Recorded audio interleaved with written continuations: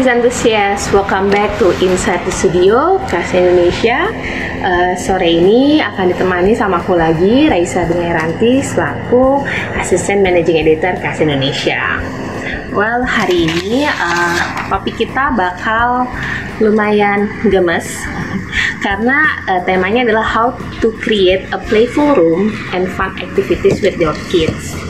Jadi mungkin viewers Kelas Indonesia bingung ya, kayak kenapa sih topiknya kok kids banget. Jadi sebenarnya bagi yang belum tahu, Kelas Indonesia setiap tahunnya kita tuh bikin edisi special section buat kids.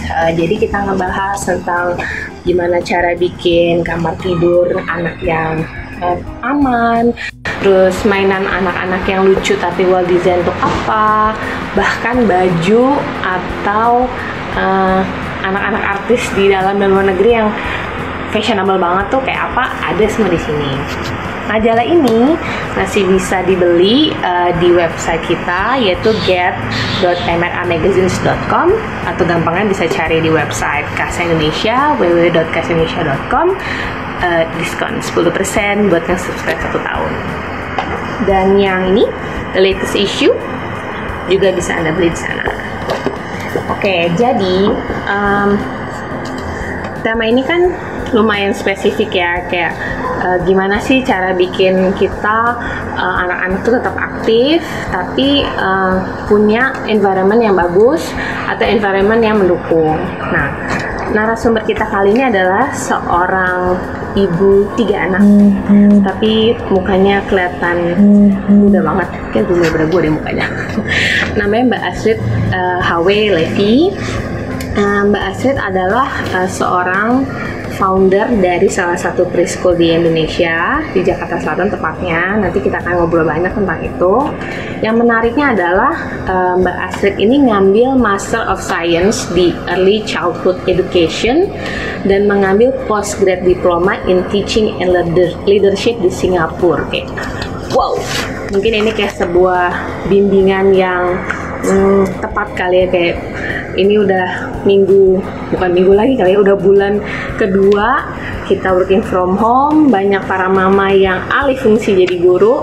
Mungkin Mbak Astrid bisa ngasih inspirasi yang tepat, gimana cara kita bikin aktivitas sama anak-anak, dan kita akan home tour ruang bermain anaknya yang super lucu. Daripada lama-lama, kita mending langsung undang aja ya. Halo Mbak Astrid, hai, apa kabar? Baik, thank you for inviting. Kan kelihatan muda, kelihatan muda loh, gak kelihatan kayak punya anak 3 loh. Udah lama nggak pakai makeup Mbak Raisa. Lupa, aku juga bener. Nah, ada yang kecil, hayo Kakak Hana, how are you? Good, thank you.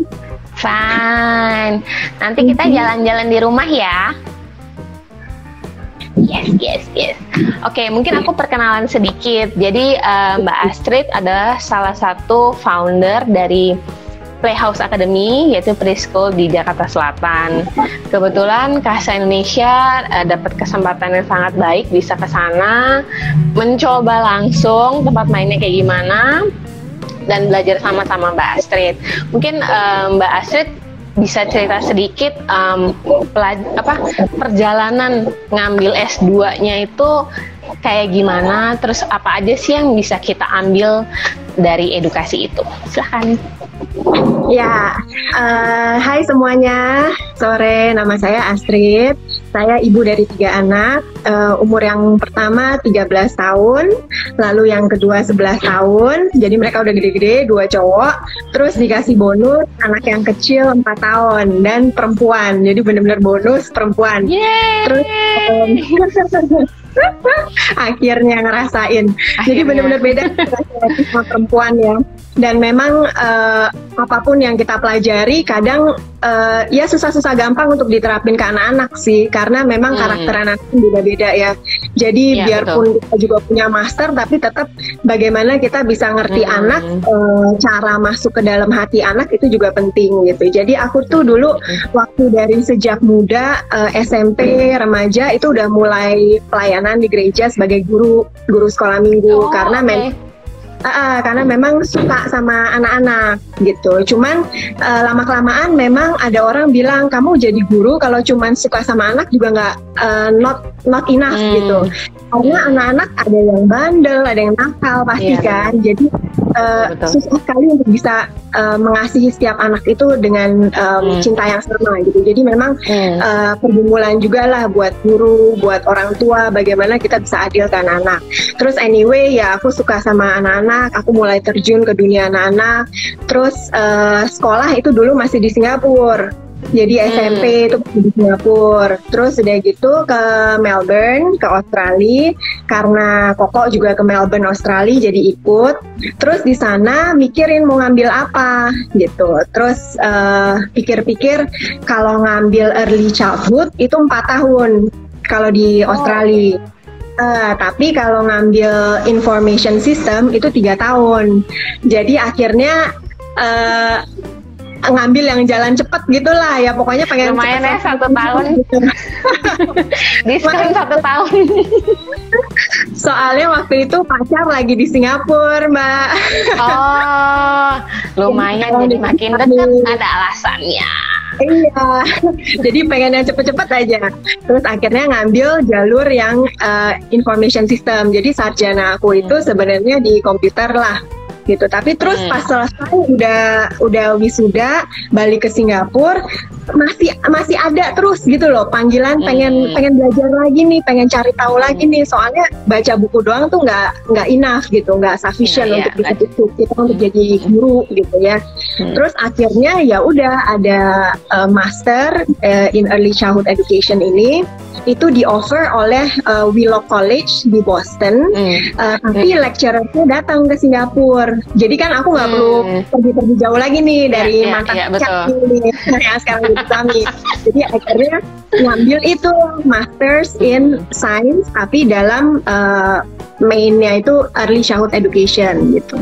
Nah terus kalau di Singapura untuk jadi guru itu nggak boleh, nggak cukup lah untuk dapat Masters doang. Jadi tetap harus ambil sertifikatnya dari Singapura gitu. Jadi kalau aku mau ngajar di Singapura ya harus ambil teaching diploma di Singapura. Jadi akhirnya aku juga ngambil postgraduate diploma in teaching and leadership. Kalau leadership setiap guru mau jadi kepala sekolah di sekolah-sekolah di Singapura harus ambil itu juga yang leadership itu. Oke, benar. Semua aku ambil dalam waktu 2 tahun, ada prakteknya juga. Itu terus aku udah menikah juga, lagi hamil besar gitu. Jadi benar-benar semuanya dilewatin lah. But I'm happy gitu, benar-benar senang sekali karena ya passion aku di situ gitu.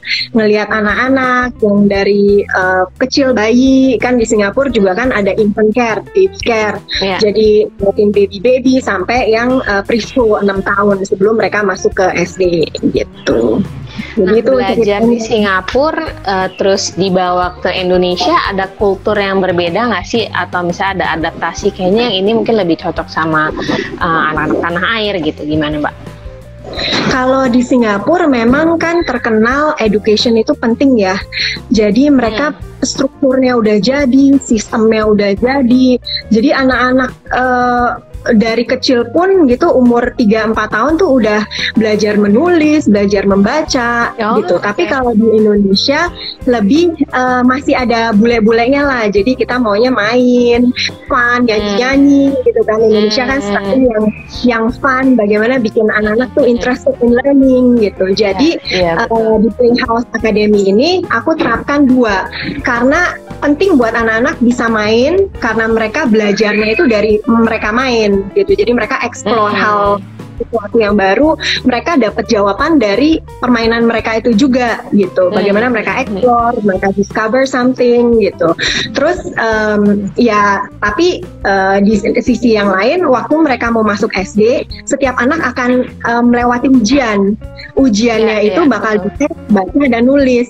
Jadi mau nggak mau, bagaimanapun kita mau ajak anak-anak main, tetap harus fokus juga ke yang nantinya targetnya adalah untuk masuk SD gitu. Jadi balance ini penting sekali sih. Anak-anak boleh main, boleh have fun gitu, tapi tetap harus bisa juga duduk, diam, kerjain kerjaan untuk mereka dipersiapkan ke SD itu gitu. Nah, sekarang nih semua mama-mama di rumah yang tadi kerja di kantor apa emang di rumah kan sekarang jadi guru nih Mbak 100% karena semua stay at home kan. Mungkin banyak yang kayak kaget kayak gimana nih gue memfokuskan diri gue untuk ngajarin anak gue. Ada nggak tips dari Mbak Astrid kayak langkah penting apa sih yang para orang tua harus beradaptasi gitu biar anak-anak tetap bisa main, bisa belajar, tapi si orang tuanya juga tetap punya me time gitu, gimana? Jadi memang sulitnya di situ ya, tiba-tiba sekarang semuanya dilakukan di rumah gitu, belajar, main, olahraga, semualah gitu ya dilakukan, makan makanan yang dari luar masuk ke dalam gitu kan.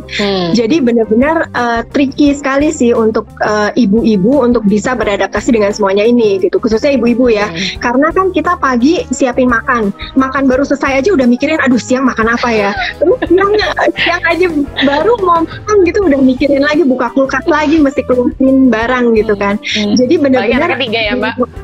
Apa? Apalagi anaknya tiga. Iya, anaknya tiga, terus yang terus dua tambah suami kan. Iya. Terus yang dua cowok, udah mau masuk puber, jadi makannya tuh 5 kali sehari, Mbak. Jadi memang ya sebagai ibu gitu ya, kita perlu sekali support sih sebenarnya, dan juga jangan pernah malu untuk bertanya gitu. Jadi aku nih belakangan ini banyak sekali ibu yang nanya, Trit gimana sih ngajarin anak aku begini gitu, gimana sih kenapa sih anak aku kalau malam tidur pasti bangun pagi-pagi gitu loh. Jadi support dari mami-mami yang lain menurut aku itu penting sekali untuk kita menjaga kewarasan kita gitulah. Terus juga hal-hal kecil yang membuat kita jadi waras, misalnya pesenlah makanan minuman dari luar kayak bubble tea gitu, terus ya udah diam-diam aja gitu mau minum, at least itu tuh membuat suasana jadi lebih tenang gitu.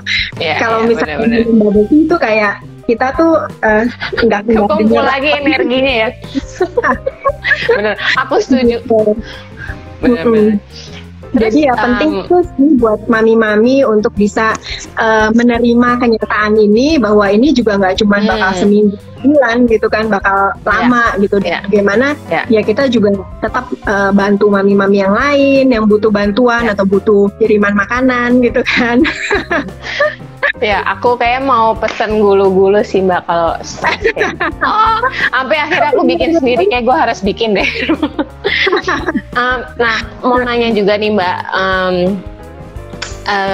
apa sih yang kadang-kadang orang tua, mungkin para mama yang lebih fokus sama anaknya suka lupa gitu, kayak apakah cuma sekedar ngasih tahu atau ngajarin aja, atau ada hal kecil yang kita mungkin harus ingetin dia, apa kedekatan diri kita dari cara ngomong, harus tatap muka atau kayak gimana?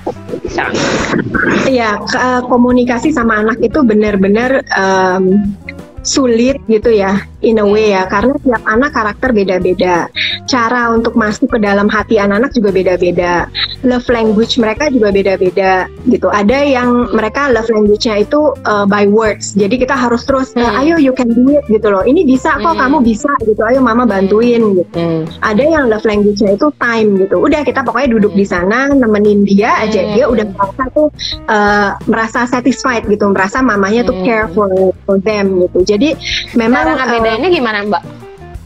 Nah itu mesti dicoba juga dari kecil Mbak. Jadi anak aku nih yang kedua, dia tuh lebih physical. Jadi waktu kecil sukanya tuh pelukan, sukanya melipir ke aku, duduk sama aku gitu.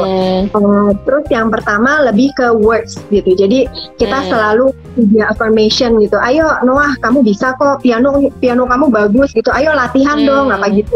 Jadi lebih di encourage gitu by word gitu. Jadi ya memang setiap kali harus dicoba-coba sih ya, karena apa yang kita terapkan ke anak pertama nggak mungkin bisa kita terapkan ke anak kedua. Disiplin pun juga sama gitu. Anak yang kedua, waktu dulu aku tuh dia udah mau besaran dikit gitu, aku bilang, Johan, kamu kalau nggak kerjain PR, kamu boleh keluar. Serius itu kan, bener dia keluar Mbak.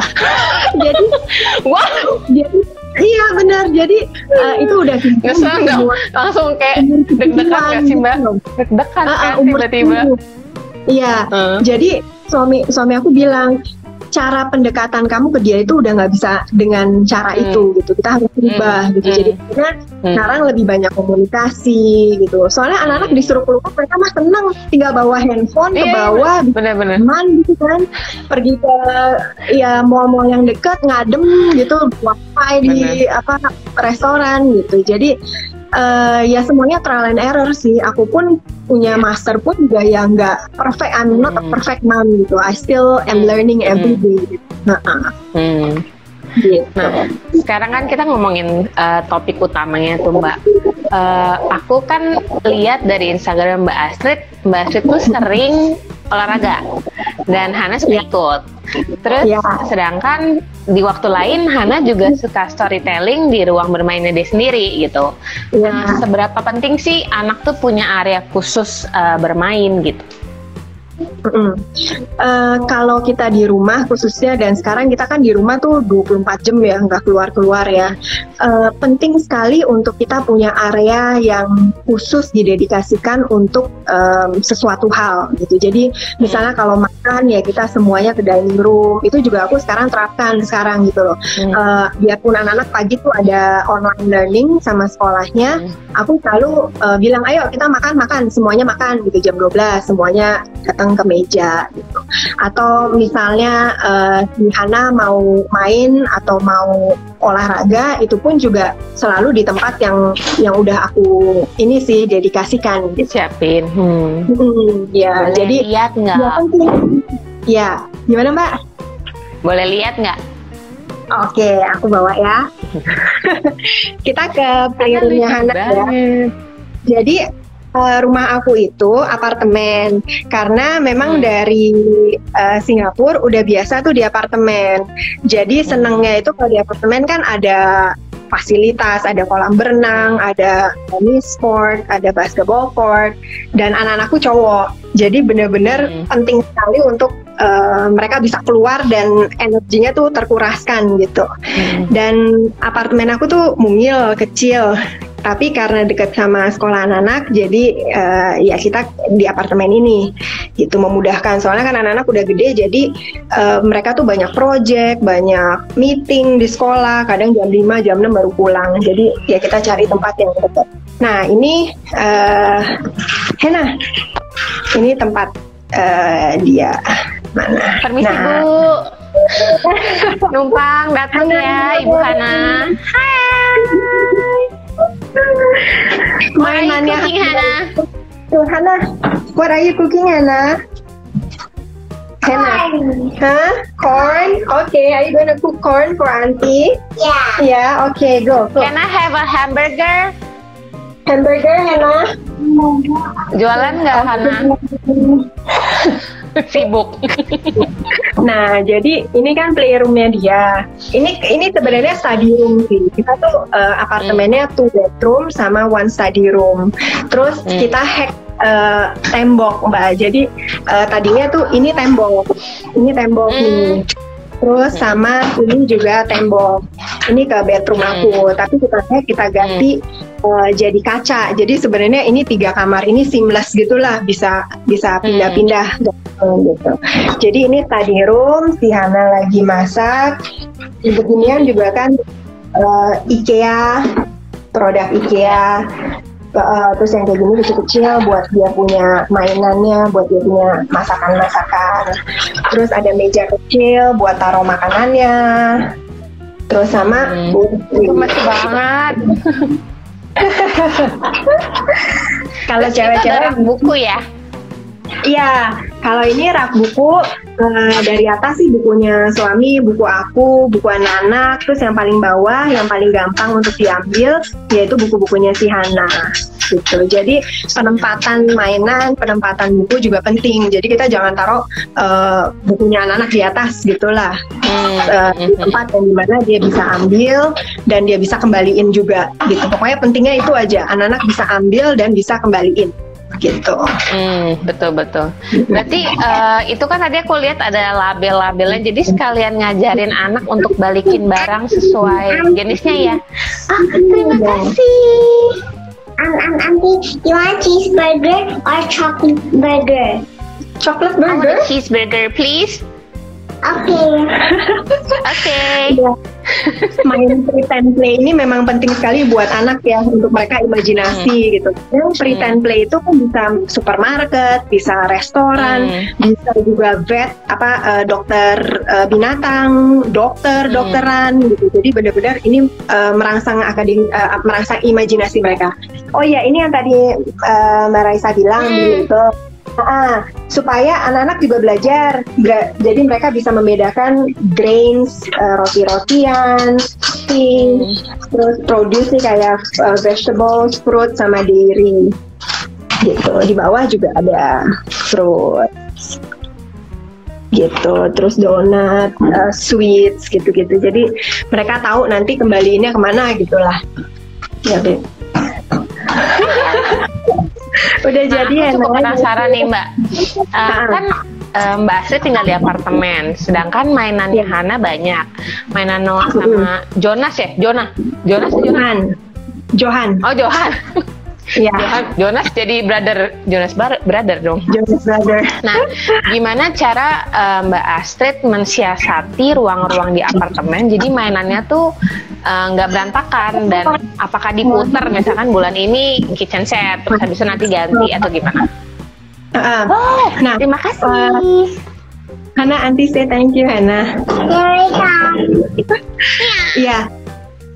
Jadi memang kalau kita punya mainan banyak, itu lebih baik semuanya itu disimpan. Kita keluarkan hanya beberapa mainan. Misalnya 2-3 mainan gitu, supaya anak-anak juga nggak terlalu overwhelmed dengan banyaknya mainan. Akhirnya mereka mainin semuanya, terus bingung apa yang mereka mainin gitu kan. Terus akhirnya jadinya cuma and go, ya kan. Jadi mereka main ini udah selesai dia tinggalin, main ini udah selesai dia tinggalin. Jadi penting juga untuk kita bisa memilih mainan yang Auntie, you want spicy or no? Spicy or no? Spicy please. Oke. Ya, jadi pilih aja 2-3 mainan yang kira-kira anak itu lagi sukain. Terus kalau misalnya udah kelihatan mulai bosen nih, misalnya 2 minggu kita ganti mainan yang lain. Gitu. Dan itu juga membantu untuk anak bisa merapihkan mainan mereka juga sih. Iya, gitu. benar-benar. Nah, kita kan mau mereka kalau banyak nih kayak pusing juga kali ya. Iya benar. Jadi Hana pun juga aku selalu keluarin mainannya sedikit-sedikit, misalnya 2-3 mainan gitu. Kadang kalau misalnya dia ulang tahun kan dapat mainannya banyak banget itu ya Mbak Raisa ya. Nah itu semua tuh aku simpenin Mbak, dan kita baru buka itu waktu sebulan sekali. Jadi di tanggal Hana, kan Hana ulang tahunnya 19 Februari. Nah jadi setiap tanggal 19 kita buka mainan baru. Setiap tanggal 19 kita buka mainan baru gitu. Jadi itu juga membantu anak untuk bisa meng-appreciate mainan ya. Kadang mereka dapat hadiah banyak banget dari teman-teman, dari keluarga, mereka bukain semuanya, udah gitu nanti sebulan lagi udah habis gitu. Udah nggak ada pakai lagi. Gitu. Kadang ini aja punya Devon umur dia setahun baru dibuka sekarang. Nah iya begitu. Jadi akhirnya excited lagi gitu kan anaknya main lagi. Terus nanti disimpan misalnya keluarin lagi sebulan lagi, anaknya juga seneng lagi gitu. Iya benar. Karena dia juga sebenarnya lupa kali ya. Kenapa? Udah lupa juga sebenarnya sama mainan yang lama kan. Jadi kayak dapat mainan baru lagi gitu. Benar, dan dengan mereka bertambah usia itu mereka punya kognitifnya itu berbeda lagi. Jadi cara mereka bermain dengan satu mainan itu bisa beda di hari ini dan nanti sebulan lagi gitu, karena mereka kan berkembang terus gitu ya. Jadi coba mainan yang berbeda-beda. Mainan juga Auntie, it's open, okay? Oke. Iya, jadi mainan pun juga sebenarnya ada beberapa tipe, Mbak Raisa. Ada mainan yang open-ended, itu seperti Lego. Jadi kita bisa berkreasi, bisa menggunakan mainan itu sesuai keinginan kita, sesuai keinginan anak kita. Tapi ada juga mainan yang close-ended, seperti puzzle. Nah, kalau puzzle kan kita nggak bisa main asal gitu kan, udah ada jawabannya di situ, apa yang harus kita lakukan. Gitu. Jadi dua tipe mainan ini pun juga harus divariasikan di rumah. Kalau misalnya kita kasih Lego ke anak kita, jangan lagi kasih mainan open-ended lagi yang lain. Kalau enggak juga berantakan. Kecuali kita udah gedean ya. Kecuali kalau anaknya mungkin udah 6 tahun, 7 tahun, mereka mungkin bisa bermain dua mainan yang berbeda, mereka jadiin satu. Tapi untuk anak-anak satu-satu aja gitu loh. Kita keluarinnya juga sedikit-sedikit aja supaya mereka juga bisa memaster apa yang mereka mainkan ini gitu. Itu bisa terjadi dalam permainan, bisa juga kita lakukan ke aktivitas-aktivitas lain sih. Gitu. Ya. Nah, aku sekalian nih mau ngasih ke desain entusias dan viewers Kasa. Nah, Mbak Astrid itu keren banget karena dia bikin sendiri semua. Ini ada logo Playhouse Academy. Jadi mungkin nanti Mbak Astrid bisa jelasin gimana cara mendapatkannya. Jadi ini simple banget, cuma print sendiri, terus bisa ngajarin misalkan ini iguana warna apa aja, warna hijau gitu kan. Ini udah lecek sama Devon. Nah, mungkin Mbak Astrid bisa cerita nggak apakah ada kategori usianya, terus gimana sih cara developnya, terus cara dapetinnya gimana? Kalau misalnya untuk anak-anak di bawah 2 tahun, itu sebenarnya penting untuk mereka bermain sensori. Jadi semua hal yang memakai touch mereka, tangan mereka, mencoba merangsang taste juga, atau smell, atau tekstur gitu-gitu, di bawah 2 tahun ya. Jadi anak-anak di bawah 2 tahun itu mainannya tuh main air lah, main sama makaroni yang keras bisa, makaroni yang udah dimasak juga bisa. Pokoknya sesuatu yang aman kalau sampai mereka masukin barang-barang itu ke mulut. Nah, di atas 2 tahun, aku dulu mulai sama Hana itu sebenarnya 18 bulan. Jadi, tapi di atas 2 tahun, aku mulai ngajarin dia sounds of the letters gitu, phonics. Nah, itu belajarnya tuh nggak duduk, terus kita kerjain PR, itu nggak gitu. Kita belajarnya tuh nyanyi, pakai musik, pakai movement. Jadi anak itu tuh sangat tertarik dan belajarnya juga cepat, karena mereka ingat kan lagu-lagunya itu. Jadi itu untuk anak-anak di atas 2 tahun. Nah, sama si Hana, aku bikin kayak begini-begini. Nah, ini si Hana udah move on ke sight words sama CVC. Jadi ini nanti diganti, misalnya we like to, terus mana ya? Nah, ini misalnya ini gitu, mix. Terus nanti dia harus pilih gambarnya di sini. Nah, ini satu aktivitas yang aku buat dia. Terus aktivitas lain sebenarnya aku taruhnya di sini, Mbak. Jadi ini pokoknya kayak kerjaan yang seriusnya gitulah. Sebenarnya nggak serius juga karena dia main. Tapi dia tahu yang itu di ruangan itu yang buat dia main pretend play, yang di sini buat dia. Oke. Ini sebenarnya bisa dipindahin sih, bisa digeser ke meja yang di dalam ruangan tadi. Terus di sini juga aku cuman keluarin aktivitasnya cuman 3. Jadi 1 dia bisa klip ini, terus 2 dia bisa ini, terus yang 3 dia bisa belajar yang lain gitu.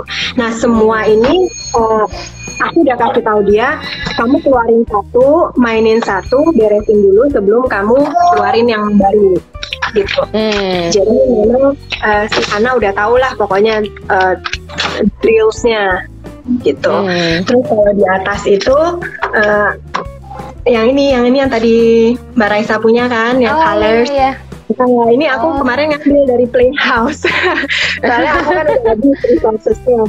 Jadi ini dimasukin ke dalam box-box kecil begini supaya anak juga bisa tahu lah, bisa kembaliin ke dalam gitu. Kalau untuk kakak-kakaknya gimana, Mbak? Kan udah umur 12 sama 11 tuh. Kalau kakak-kakaknya sebenarnya dikasih gadget aja sih Mbak. Udah selesai. Iya selesai. Ya nggak juga sih. Sebenarnya mereka itu ya gimana ya Mbak ya. Kalau sama gadget itu kan kita juga gadgetan setiap hari gitu. Itu sesuatu yang memang udah di kehidupan kita lah. Udah kita nggak bisa we can't live without it gitu. Jadi akhirnya kita sekarang sekeluarga ini kadang suka family time-nya tuh main gadget. Jadi kita main games, quiz gitu yang kayak Kahoot gitu loh Mbak Raisa, pernah dengar ya? Yeah. Itu kan quiznya lucu-lucu ya. Misalnya quiz tentang basketball, anak-anak lagi tergila-gila soal basketball. Misalnya siapa MVP tahun ini apa segala macam gitu. Jadi kita mainnya tuh online pakai gadget, tapi sebenarnya kita do it together as a family gitu. Jadi nanti yang kalah disuruh push up misalnya 10 kali atau disuruh jumping jack 20 kali gitu. Jadi ya itu permainan kita sekeluarga lah. Kemarin juga kita baru main satu lagi Scribble. Jadi gambar-gambar di gadget terus kita harus tebak gitu sekeluarga. Terus ya kalau cowok ya sebenarnya kadang aku pusing sih Mbak, misalnya mereka tuh energinya kan banyak banget ya. Kadang aku bilang udah mau turun aja deh, maksudnya ngapain kayak di taman lari-larian, kejar-kejaran gitu, karena memang kalau cowok itu penting. Jadi mereka itu dari kecil memang kalau belajar nggak bisa kayak si Hana gini yang bisa duduk, bisa baca, bisa diajak main gitu. Kalau cowok tuh memang beda. Kalau cowok harus mainnya tuh di playground gitulah. Misalnya aku bawa huruf-huruf, angka-angkaan, terus diumpetin di playground di pasir-pasir. Ayo kita cari siapa yang cepet-cepet dapat huruf S misalnya, dia yang menang gitu. Jadi games yang menggunakan gross motor mereka supaya energi mereka itu terkuras dan sampai rumah udah capek, udah pokoknya udah waktunya tidur, mamanya juga udah tenang gitu. Ya sih benar Mbak, itu Devon juga kayak energinya nggak habis-habis, itu lari. Iya, apalagi kalau ada temen kan Mbak, mereka berdua kan memang deket banget, dua anak aku ini. Jadi kayak ada partner in crime gitulah. Nah, mau ngomongin Playhouse Academy nih Mbak, kan ini sebuah preschool di Palma Tower ya, Jakarta Selatan. Menarik banget pas kita ke sana karena ternyata Playhouse Academy berkolaborasi sama Kids Republic kan ya Mbak ya? Seorang desainer interior yang fokus di bagian kids design. Nah, itu gede banget, 600 meter persegi. Aku jujur aja pas datang kayak, ini nggak habis-habis ruangannya, kayak ada lagi di pintu-pintu gitu kan. Mungkin Mbak Astrid bisa cerita itu tempat menyediakan berapa kelas, terus fasilitasnya apa aja. Terus kan sekarang lagi pandemi nih, apakah ada kelas online gitu? Nah, Playhouse Academy itu saya dan partner saya Monica, kita rintis berdua. Itu sebenarnya karena memang kita melihat ada kebutuhan untuk anak-anak bisa dikumpulkan gitu di satu sekolah, belajar dari guru-guru yang benar-benar cinta anak dan juga berpengalaman gitulah. Jadi Playhouse Academy itu kurikulumnya adalah play base. Jadi kita main tapi kita belajar, dan seperti yang tadi saya bilang ada balance juga. Jadi anak-anak nanti udah umur 5-6 tahun mereka tetap duduk kerjain worksheets juga, karena itu penting untuk mempersiapkan mereka ke SD. Jadi di Playhouse Academy itu memang besar sih, 600 square meter, tapi akhirnya jadi kita mempunyai banyak space untuk anak-anak bisa bermain di playground. Playgroundnya tuh ya menarik lah, ada ball pool juga. Pokoknya orang tua pun juga aduh kayaknya pengen lompat nih ke dalam. Mana dia punya nyemplung kayaknya. Iya. Terus ada multi-purpose hall. Nah itu nanti buat anak-anak ada music and movement, untuk assembly kalau pagi-pagi kita ngumpul sama-sama sebagai satu sekolah. Terus juga ada ballet nanti, atau ada dance class, itu juga nanti di sana. Terus kita juga ada, sekarang masih ada 3 classroom doang, tapi ada 2 sesi pagi dan siang. Nah di situ dari mulai toddler umur 2 sampai nanti K2 sebelum mereka masuk ke SD. Terus ada juga library dengan bukunya banyak sekali. Sudah jadi. Yeay. Ya, delicious. Thank you. Thank you. Terus ya WC semua juga sesuai dengan kebutuhan anak-anak gitu. Jadi child size lah semuanya. Dan itu kita desainnya itu benar-benar Monica dan saya desain itu takes us half a year untuk akhirnya semuanya setuju dengan desain yang ada gitu. Jadi desainnya semuanya simple, warna-warnanya juga soothing, natural. Karena anak-anak itu pas masuk kita mau mereka merasa nyaman, mereka merasa sebagai namanya ya, jadi ya kita mau anak-anak merasa nyaman, merasa seperti rumah mereka gitu. Nggak ada yang tiba-tiba warna gonjreng di mana-mana gitu kan. Jadi benar-benar natural colors, brown, green, all the colors yang sebenarnya kita lihat di alam gitu lah. Itu warna itu sebenarnya Mbak Astrid rekomendasikan untuk di kamar bermain anak nggak sih? Warna-warna yang sebenarnya netral. Iya, warna-warna netral itu kan memberikan kenyamanan buat anak ya. Terus anyway, mainan-mainan kita kan sebenarnya udah banyak sekali yang berwarna-warni gitu. Iya, jadi itu jadi warna ya memang dari mainan aja gitu. Terus furniture ya kalau bisa membuat kamar anak itu dengan warna yang natural lah, senatural mungkin gitu. Oke. Mbak, mungkin ini pertanyaan terakhir. Mungkin Mbak Astrid bisa nggak ngasih resume, tips gimana nih kita buat para mama-mama tetap waras, tapi at the same time mereka bisa, mungkin ini kesempatan buat bikin area bermain buat anak kali ya. Gimana sih cara membuat playful room tapi warnanya juga nggak terlalu gonjreng, terus memanfaatkan barang-barang yang ada di rumah. Oke, jadi yang penting kan satu, kita ada area dulu khusus buat anak-anak gitu kan. Kalau udah ada areanya itu, kita pikirin apa aja yang kita mau masukin. Sebenarnya area kosong pun juga itu udah cukup buat anak. Terus kita masukin 2-3 mainan gitu kan. Terus 2-3 mainan itu kita bisa tanya ke anak kita, kamu mau main apa nih hari ini gitu, atau minggu ini. Anak udah pilih 2, misalnya box ini, aku tunjukin deh Mbak. Aku tuh mainannya si Hana aku beginiin. Aku label semua. Yes, aku label semua, ada gambar, ada nama, pretend play, kelihatan kan ya?